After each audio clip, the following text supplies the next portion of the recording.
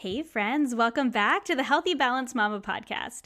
I have a brand new style of podcast that I have never done before coming at you today, and I am so excited about it. I was so interested when Tanya reached out to me and asked me if I wanted to have a conversation with her about kids and body image and intuitive eating. And so we asked our communities to send us a couple of questions about kids and motherhood and body image. And so we got a couple questions from both of our communities about kids and body image, teaching kids how to eat intuitively, how to stop comparing ourselves to others online, and how to remove ourselves from diet talk or diet conversations, and how to kind of set boundaries and protect ourselves around that so we can kind of stay in our own lane. So I'm going to go ahead and introduce Tanya, and we'll jump right into our conversation. So Tanya Shaw is a sought-after lifestyle coach, keynote speaker, founder of Ascend Fitness and Lifestyle, a holistic health coaching studio in Chilliwack, BC, and the Whole You Transformation Project. Tanya has built a credible reputation for helping thousands of men and women ditch the diets, find real health, and feel good in their bodies so they can have the freedom to fully experience life. Tanya, her husband Keith, and their son Jacob live in Chilliwack, BC, about an hour outside of Vancouver, Canada. She loves being active outdoors, such as running, hiking, paddleboarding, mountain biking, and camping. She also loves a good cup of coffee and a glass of red wine.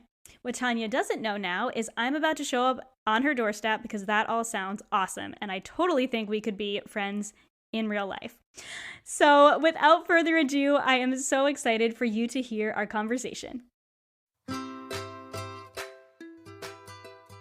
Living a healthy, balanced life as a mom can sometimes feel impossible. With tiny mouths to feed, butts to wipe, and so many things vying for our attention, it can be easy to feel like we're in an on-again, off-again relationship with healthy living. But it doesn't have to feel this way. I believe every mom is a super mom, and you deserve to feel like one too, and you don't have to go on another diet to do it. Join me, Kristin Dovbniak, holistic nutritionist and certified intuitive eating counselor, for conversations on what it means to live a healthy, balanced life. I want to help you uncomplicate eating, improve your relationship with food, and live like the supermama I know you are. All right, so we're going to start with a little bit of an icebreaker question, and I would love for you to share 3 things about yourself that your listeners and my listeners might not know. Oh my gosh. Well, this is a true icebreaker because I have not had much time to think about this. So I'm trying to think of 3 good things that they might not know about me.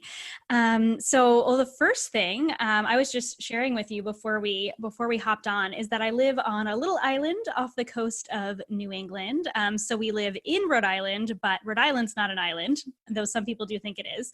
But we live on a little island off the coast of Rhode Island, and it's absolutely beautiful. It's a tourist destination, but we love it. The second thing, this is what I always use whenever there's an icebreaker in like group settings, and that is that I am a black belt. I have not practiced karate in a really long time. It's been about 10 years, but I did it for a whole decade, and I went through my black belt training in high school with my dad, which was really fun, and I got my black belt in high school. And let me see. The last thing, we're going to be talking a lot about, body image and nutrition and kids and all that, but I'm actually a trained chef. This was like kind of my in-between career where I went to school for nutrition. I became a chef and worked as a chef for a while, a personal chef in Toronto when we lived up there. And then I came back and refocused on nutrition. So just a few fun things. I would love to hear a few fun facts about you too. All right, so I just recently actually posted on Instagram one of those get to know you posts. So some of it's going to be from there. One is when I was 17 years old, I actually won the Canada Winter Games in pistol shooting, of all things.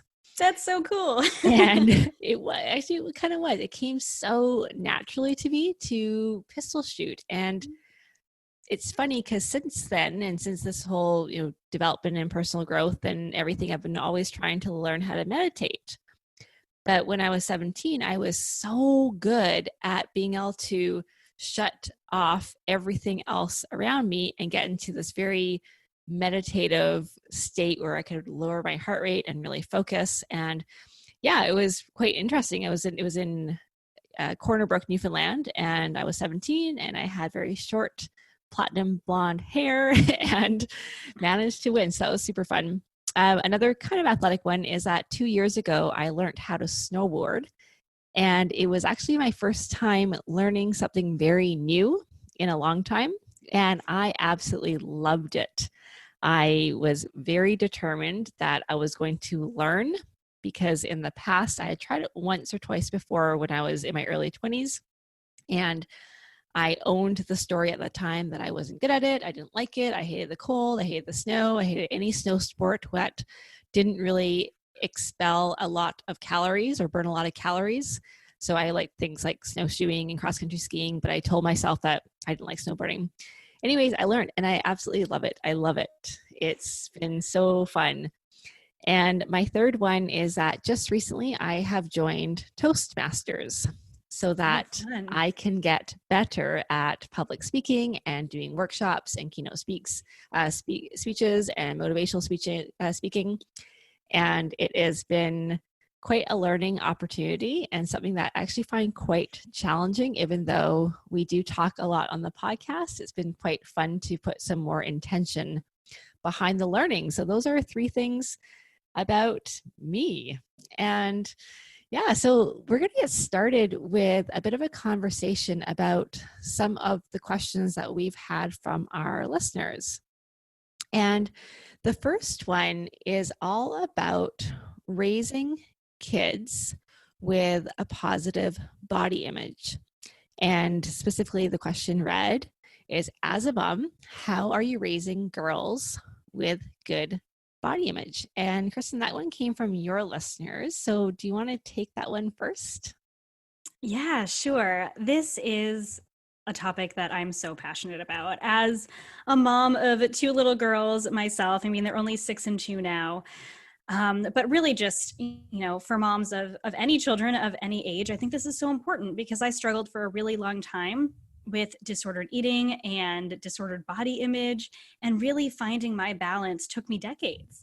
And my hope for my kids is that it doesn't take them decades, and they're raised knowing that they are beautiful exactly how they are, and not even necessarily beautiful, but they're just accepted exactly how they are. So I think honestly, it really starts with you. Ultimately, it starts with the way that you talk about yourself, and really recognizing the way that as moms, we speak about ourselves around our kids and the language that we use about ourselves. Not saying negative things about our bodies around our kids. I know it's totally natural to sometimes still think those things about our bodies. And we obviously want to work on moving away from that, but it's really powerful. And I think that our kids are listening a lot, and we might not notice them listening, or we might not think they're listening. We think they're hearing the comments we make about our body, but I think that that's really powerful. And really just the language itself is really important. So not focusing on the size or the shape of our bodies or their bodies, but the qualities about them that truly matter. So rather than, making comments about them being small or them being big, but making comments about, the things that they have accomplished and how hard they're working in their, with their school, or, learning a new skill, and really taking the focus off of our bodies, which, I mean, they're already going to get that from society, I think. So I think it really does start with you and the way you talk about yourself, and then your language when you talk about them, and kind of taking the focus off of that. And the last thing that popped in my head is just that making different sizes and shapes normal and accepted. And I know that many of us who are on, the journey to really living, I talk a lot about intuitive eating and body image just in general, but living a really balanced life, are working on this in our own lives. And we don't tend to talk about other people, even if we're thinking things about other people. But I think just making it the norm that we don't think differently about people who are a different size or a different shape, or any, who have differences, because it doesn't matter. We're all people, and what matters is how we care for and treat our bodies and other people, not the size. So I think that's what I had for that. I have a whole bunch of notes here. And by the way, Kristin, when you're talking, I can hear your smile in your voice, and I can see it because I'm actually watching you on recording. But your smile comes through in your voice, and it is really lovely to listen to. So I appreciate that. When you're talking, I'm just checking off all the points that I have put up for myself to add on. So I don't have a lot else to say. I'm going to echo the fact that your kids are listening and they pick up so much more than you think they do. I have one child. My son Jacob is 10, and we have something in our house we call it the swear jar. Although it doesn't actually exist, we just call it the swear jar. And apparently every time my husband Keith swears or I swear, we have to put $1 in it. It doesn't exist. If it did, it would be full of money right now. But Jacob could be far away and we don't think he's paying attention. And then you say a word that starts with an F or an SH, and right away he's like, Dad. Like they pick up everything, and they are so, like, as a parent, as a role model, you are such a huge influence on your children. And absolutely, it does start with you and how you speak to yourself. And even the simple habits, like sometimes it's so seemingly innocent. Like you put on a dress maybe to go out and you're like, oh, I don't like the way that looks, or I feel fat in that. Or maybe you have a ritual of a daily weigh-in, or you weigh yourself weekly and your kid sees that. Like they're going to pick up on those things. So be so aware of it. And then the other thing I think that is really important is that what you said there about the bodies being just accepted, like, and neutral.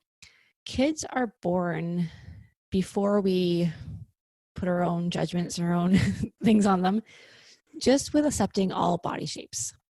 So for quite a while, my son would touch my body and he would touch my arms and he would call me chubby.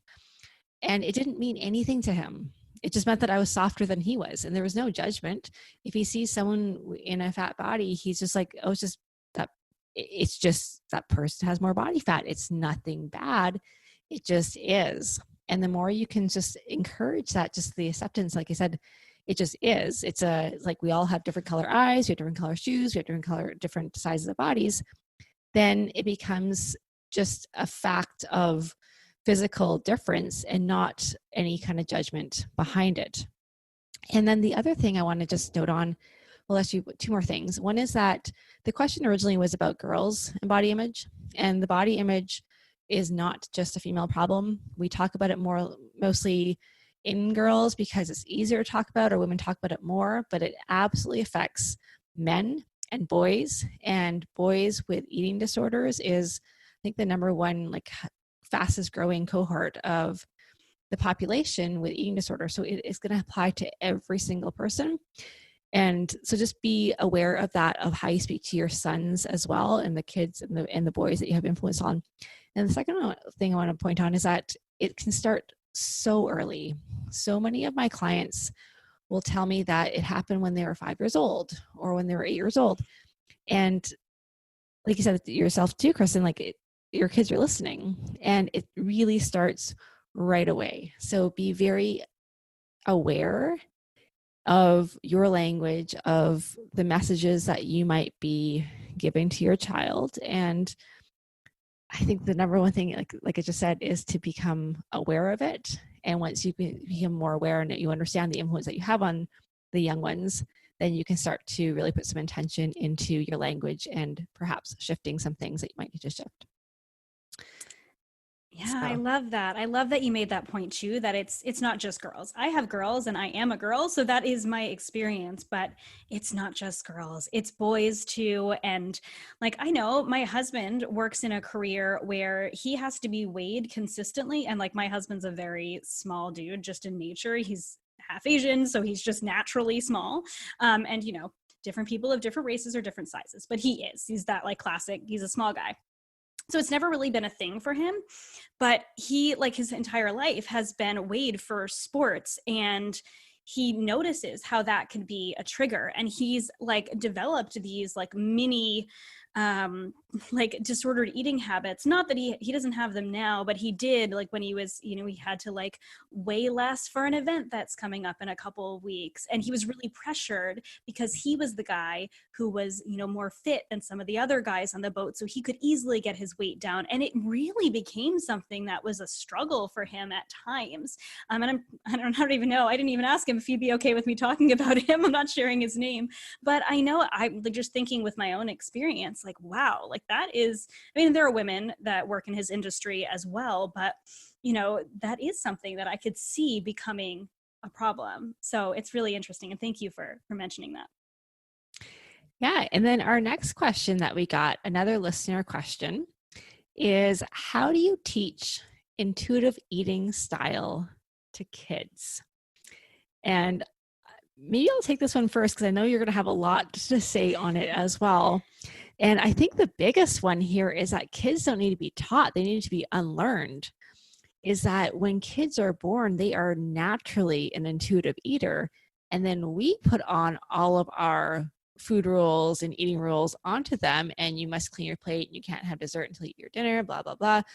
And we teach them not to trust their own bodies because kids will very naturally sometimes eat hardly anything at all.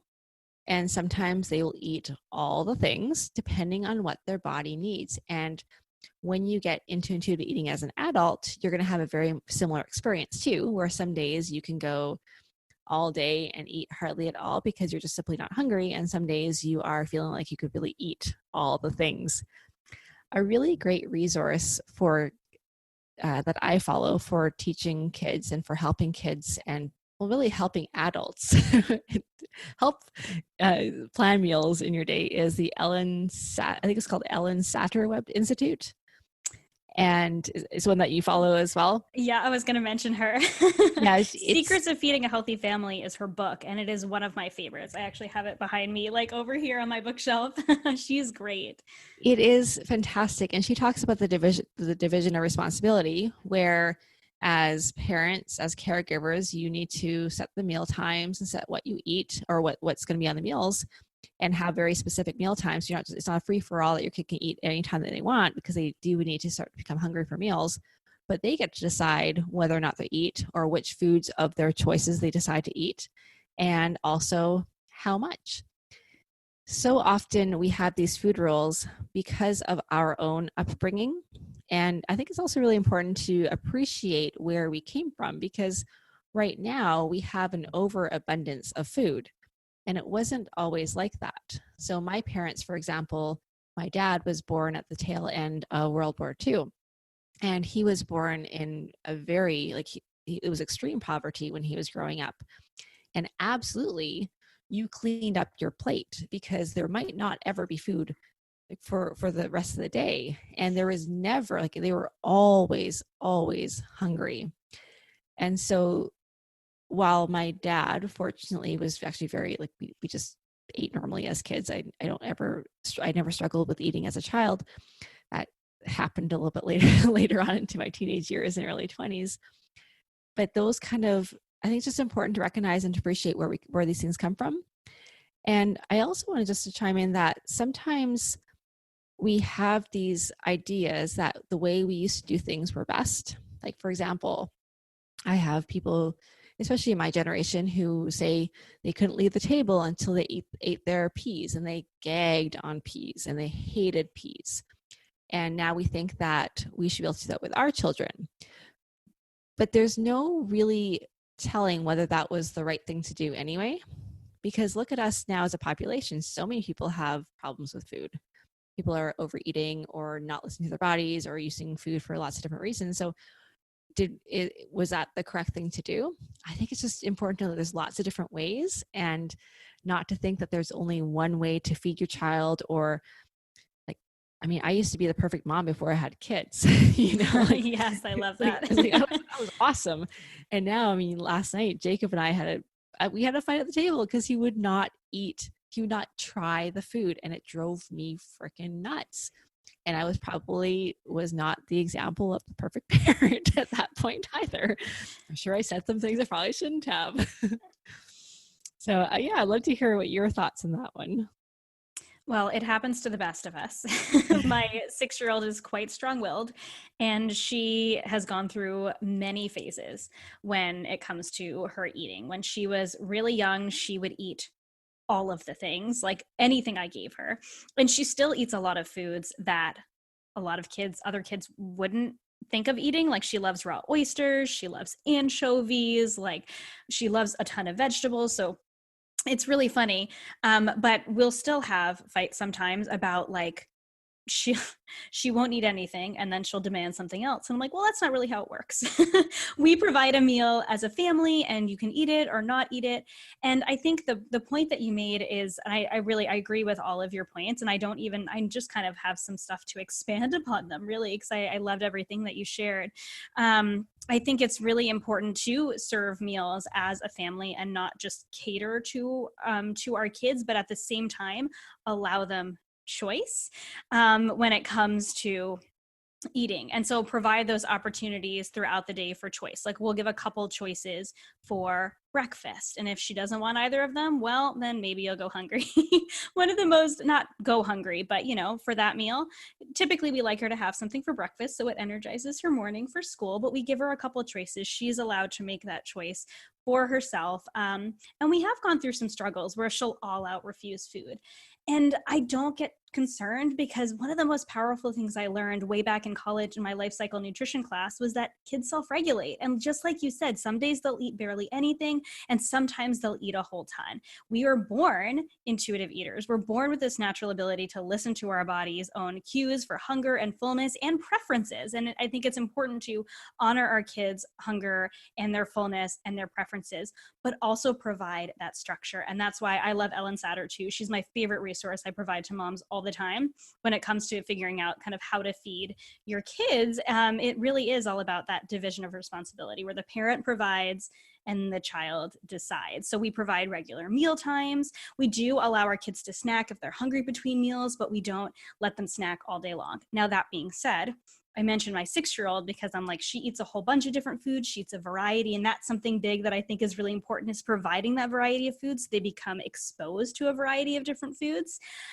But her little sister is 2, and she has at least over the last 2 years, been exposed to a very similar variety of foods. And she is a lot more selective. I don't love using the P word, but she falls under that category. She's very selective about food. And there are many nights where last night we had one of our favorite recipes as a family that she often devours is this like sweet potato, kale, and beef stew. And she picked out three pieces of beef, said, all done, and pushed her bowl away.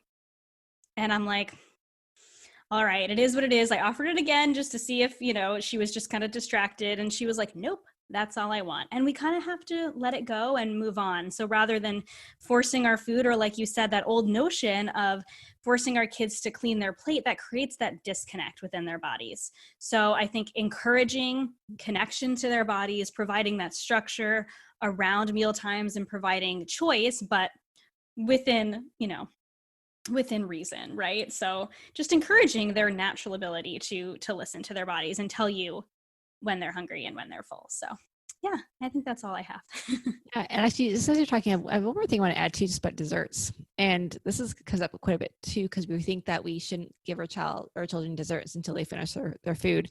Mm-hmm. And that can be quite challenging as well. And that's there's a lot of gray areas there too, because you don't necessarily want your child just to not eat anything because they're going to get their ice cream after dinner. But it's also sometimes you don't want to force your child to be overly full and to eat past fullness just so they can have dessert because they want dessert. And so it's about learning your child and, again, offering a wide variety, like I said, a wide variety of foods.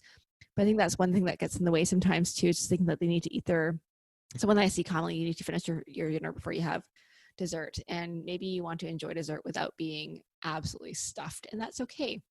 My son says he has 2 stomachs, one for food and one for dessert. So fair enough. Who am I to say anything different? So the next question that we have, and this was in front of my listeners or Instagram posts, I couldn't remember where it came from, was just simply, how do you stop comparing yourself to social media or other online images. And so, Kristin, I'd love to hear what you have to say about that one. Oh my gosh, this is so huge, right? I think we are in a world now that is more connected than ever. And I think we are exposed to more people and more of people's lives than we ever have been. And I think that what that creates is exactly what this reader or listener is talking about. And that's that this comparison with other people, because we see more of their lives and we see, or we think we see more of their lives and than we have before. Usually we used to see people just when we saw them, or we would talk to them on the phone, but now there's Instagram and Facebook and all the other socials that I don't use. But I think the recognition that what we see more often than not on social media is the highlight reel. It's not really, it's maybe a peek into their lives.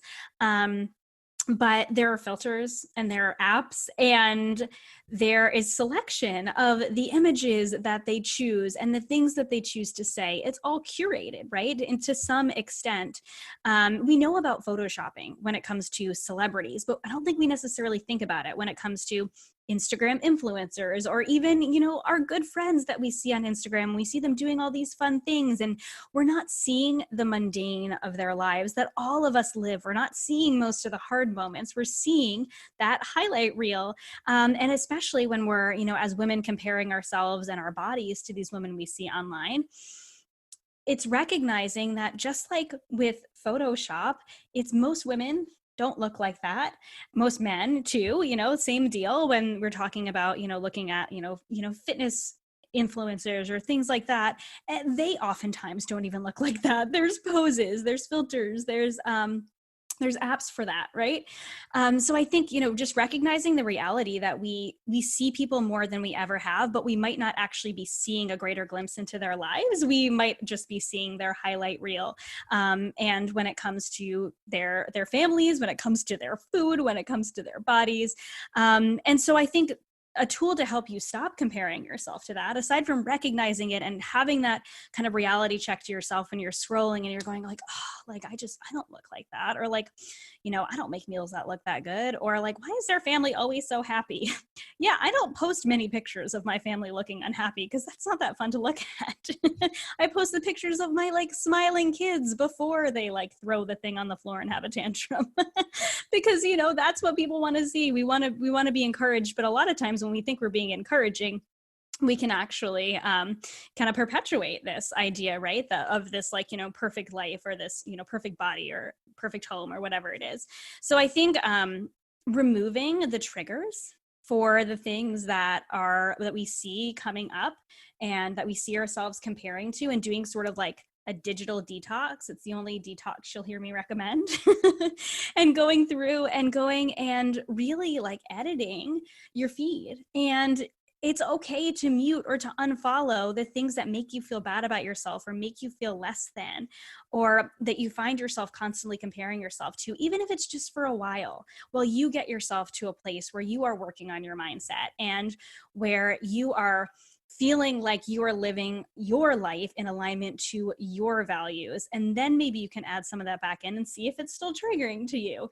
But yeah, I think those are my biggest things. It's just recognizing the reality of it and removing those triggers when you see them. It sometimes it is out of sight, out of mind, and also including people who do, women, men, families who do represent, that like realistic view when you can, right? Just to mix it up a little bit so you're not constantly comparing yourself. I don't know.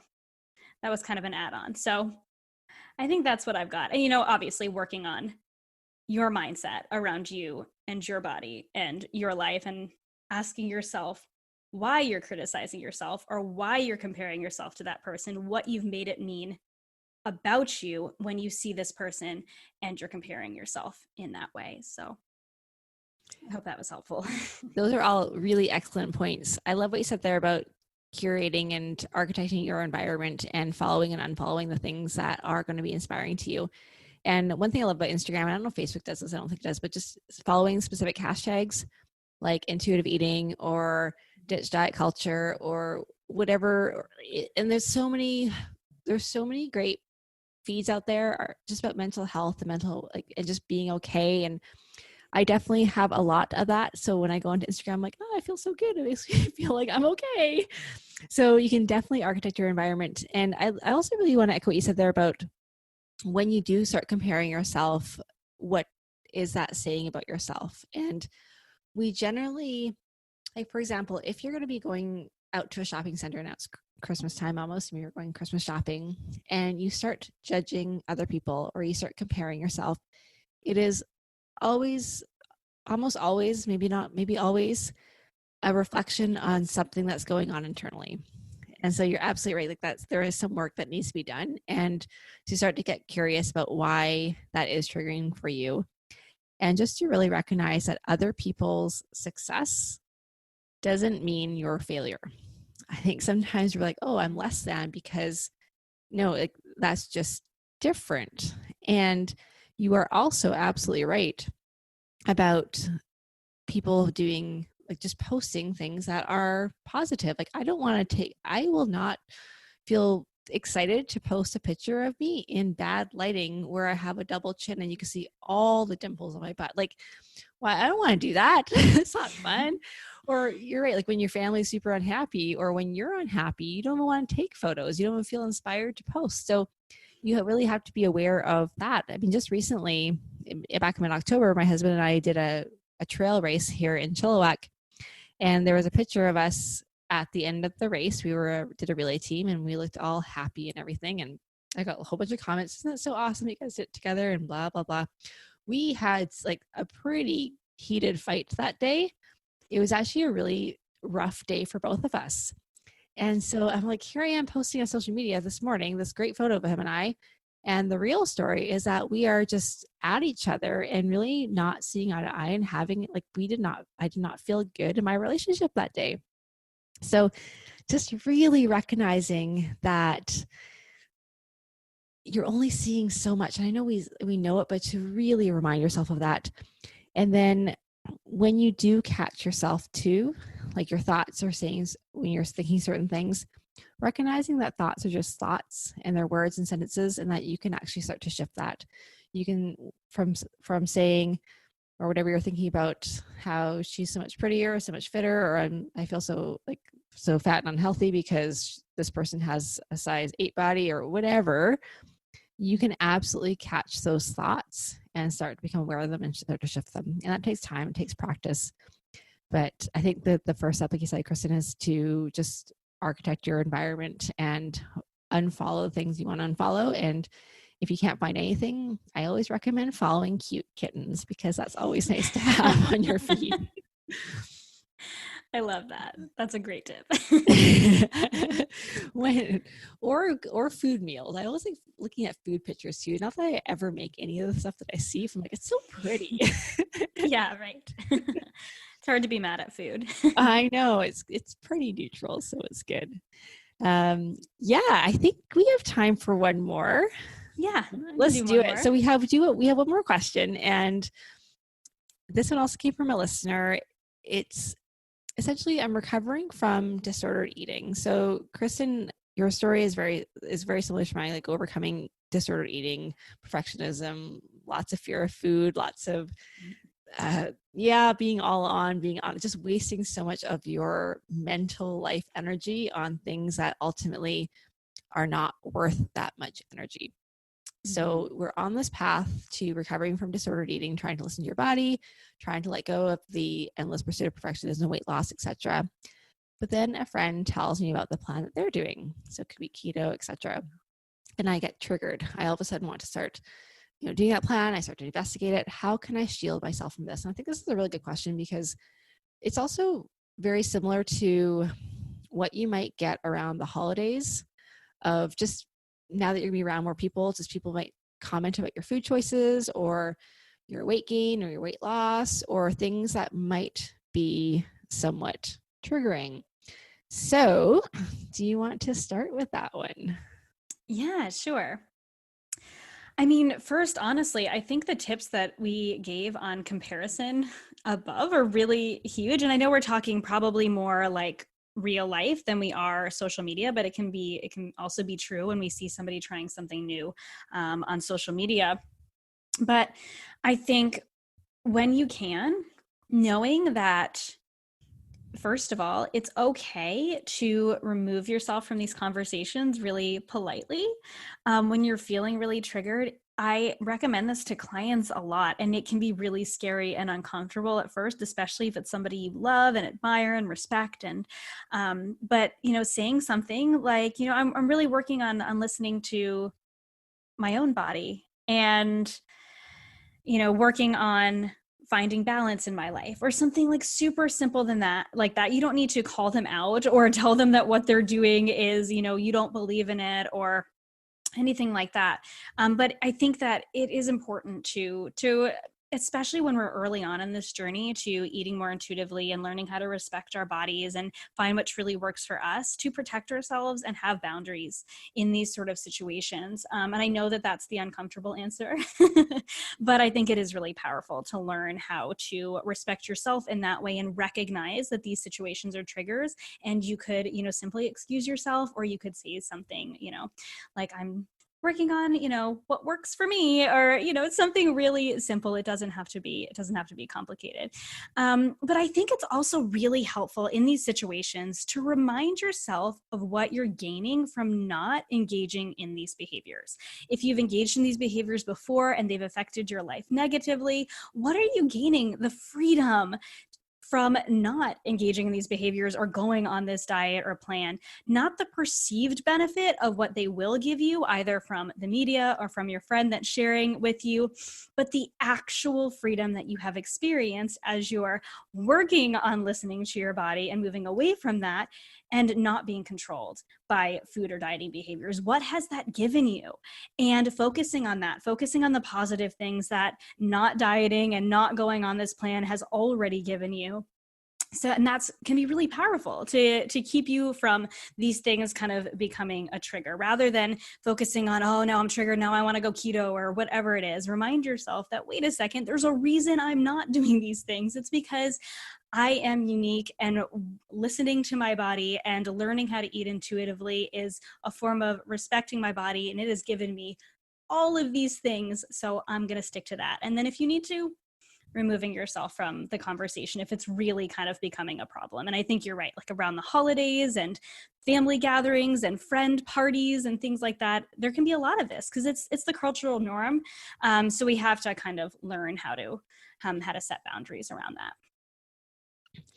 I love it. And I was just writing down here, if we want to get into a heated conversation, you can either talk about like whether you're pro-choice or pro-life, politics, or nutrition.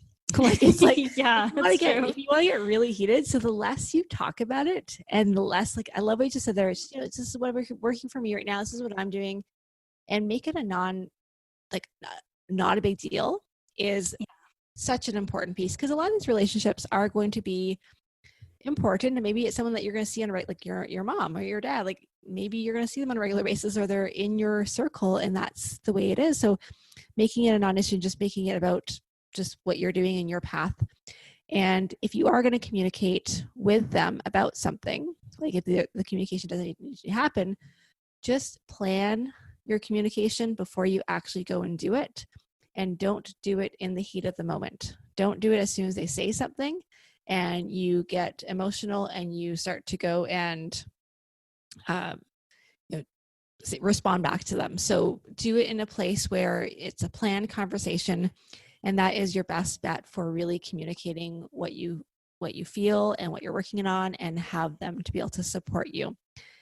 The other thing I want to add on is, and you said this in your notes as well there, in your recommendation, I don't know what you want to call it, but is to really keep focused on your goals and stay in your lane. And this goes to no matter what you are working on.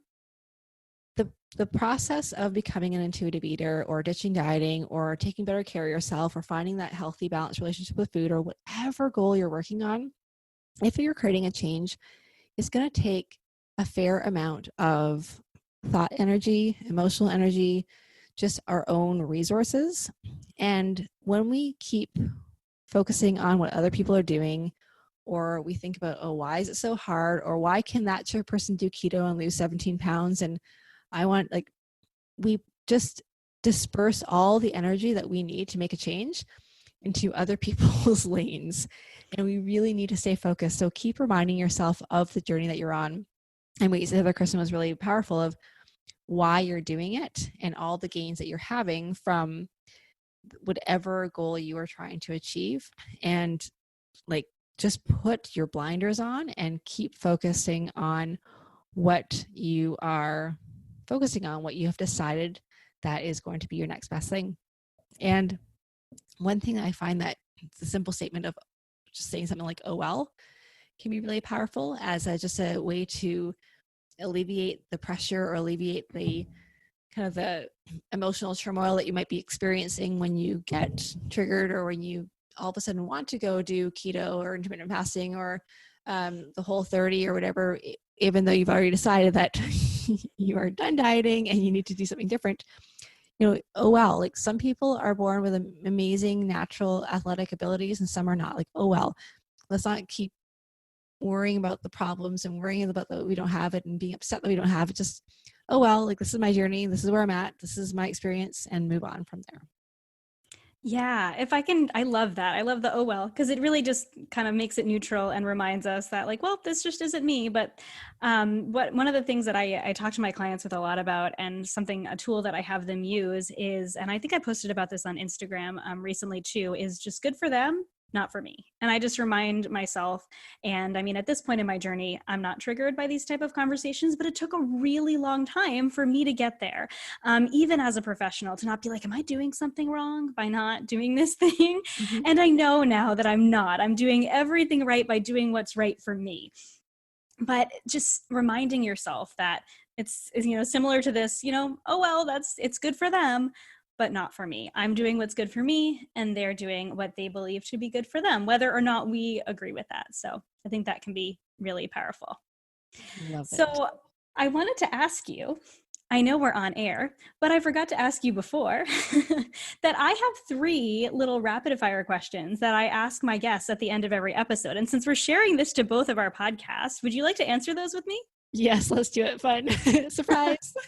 I know I was going to ask you before, and I'm like, let's just do it. They're easy, I promise.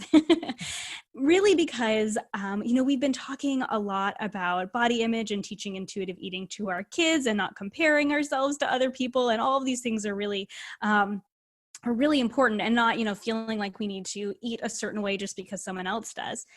But ultimately, I love to share that food can be joyful, and we don't have to think about it in this, like, you know, set of like rules or restrictions, or even rules around things like intuitive eating, or, you know, make finding what works for us really hard and stressful. So my final 3 questions are kind of revolved around food and finding joy in food and in eating. So my first question is, what is your favorite thing to cook?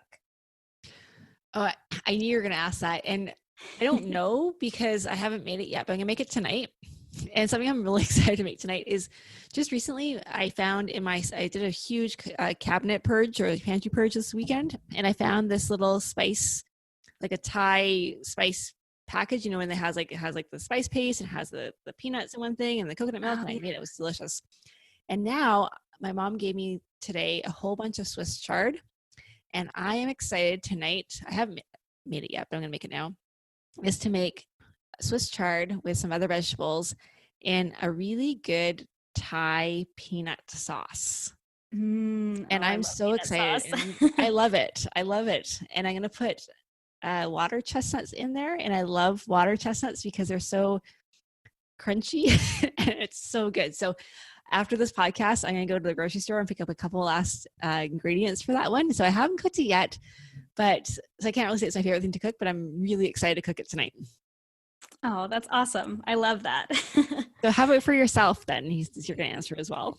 You know, it's so funny. I've never answered these questions. Like I've asked them to every single guest on my podcast and I've never answered them. But, you know, I mean, I love to cook and I love food, but ultimately I think my favorite thing to make and cook is homemade pizza dough and making pizza with my 6-year-old and eventually my 2-year-old, but she's not interested right now. But I love pizza. I lived in the south of Italy for like a month and a half in college, and we learned how to make pizza from like this little mama down the street who had this tiny little pizza shop. And then later on in our in our travels there, so I was going to school there, we went on little travels, I got to make pizza in a brick oven on the side of a mountain, and it was like the coolest experience. There's a cool picture of me on the side of the mountain making this pizza, and so it always brings back that memory, and it's really fun to share that with my daughter. Great. Oh, I'm supposed to be the one asking. Yeah, and I gotta say, as you were just talking, my iPhone alarm went off, and it sounded like those, you know how they have those alerts? I think it's fine though, but it was just like, I'm like, what's that? It's weird. Anyways, it just caught my attention for a second. I think we're okay though. Nothing's crazy is happening here. All right, next question. Good, I'm glad. The second question is, what is your favorite thing to either order when you're going out to a restaurant or have someone else cook for you? Oh, order when I go to a restaurant. You know what? I actually really, really enjoy Cobb salad when I go out for a restaurant. I gotta say though, probably number one though is still wine. Like versus food, like I love a good glass of wine. Cobb salad I don't make very often, but I just love it in a restaurant or anything that I don't typically make. Generally like a Thai curry or something like that would be really good. Like something that I'm not that good at. But yeah, probably the wine first and then the food after that. But do you have vineyards in BC? Yes, lots. Yeah. Okay. I feel like I should know this. My sister-in-law lives in BC, but we have not gone to visit her yet. She lives in Vancouver. But I love wine too. We have a couple of vineyards around here, but they're very small and they're still growing.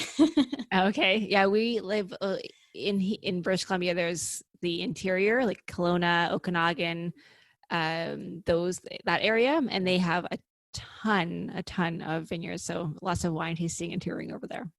So how about yourself? Cool. So I love a really good salad from a restaurant too, because I believe it's an art to make a really good, satisfying salad with like a bunch of really delicious ingredients. But I think it's tied with a really good burger too. I love a really good burger. We have this place in Newport, just outside of where I live, called Mission Burger. So shout out to Mission Burger. They just make the most incredible burger. Like everything about it is just delicious. Like the burger is delicious. The cheese on top is delicious. Like they use sprouts. They have a special sauce. I'm thinking about it now, and I wish I did not already have dinner meal prepped because that's probably my favorite. So my last question is that we talk a lot on my podcast and very similarly on yours about finding what I like to call your beautiful balance. So going beyond obsessing over food, but finding nourishment and pleasure in food and in life. So my question is, what does your beautiful balance mean to you? Oh, that's a hard one. What does my beautiful balance mean to me? I think there's a lot of, it's never static. For one thing, it's always changing depending on, and I think that's one thing with balance, that it's sometimes there's a balance like more over sometimes weeks or months, not necessarily day by day. But I think for me, it is purposeful, like mission and work where I feel really good there. Time with my family and friends and connections, and really taking care of my health. And that's always been a big thing. It just makes me feel so alive and so really good. Well, that's exactly what, so those are the three things that are kind of, that make my life really like full, and that, so that when I go to bed at the end of the day, I look back and think like I've had a really, really good day. Oh, I love that. And I'm totally with you that balance is not static. It's seasonal and it changes, and it's definitely over time. But I love that. That was great, especially on the spot. And I mean, I talk about finding your beautiful balance all the time. And really the three kind of facets of your beautiful balance that I like to talk about are nourishment. So nourishing yourself well, body, mind, and soul. So taking time to take care of your body and intention to take care of your body through eating foods that feel good, moving in a way that feels good, and taking care of your mind. Those are all parts of nourishment. And intuition, tuning in to your body's needs and that mind-body connection, and pleasure or joy. And joy in now, we're not going to have joy in absolutely everything we do all the time, but finding joy as much as we can in the things that we do. And that's really what balance means to me, is finding harmony in those areas as much as we can. It was so awesome to talk to you. This was such a fun conversation. I enjoyed it as well. So thank you so much. Yeah, thanks for having me. And I'm so thankful to have you over on my podcast too. Thank you, friends, so much for listening to this episode of the Healthy Balance Mama podcast. I truly hope it encouraged and inspired you today to live a healthier life without restriction. If you enjoyed this podcast, would you do me a huge favor and give it a star rating and review in iTunes? Every rating, review, and subscribe helps this podcast be seen and heard by more women who need to hear it. You can find me, Kristin, on Instagram and Facebook at Healthy Mama Kris, or on my website, healthymamakris.com. As a reminder, the information and opinions on this podcast are intended for information and inspiration only and are not a substitute for professional medical advice or treatment. Please consult with your healthcare practitioner before making any changes. See you in the next episode.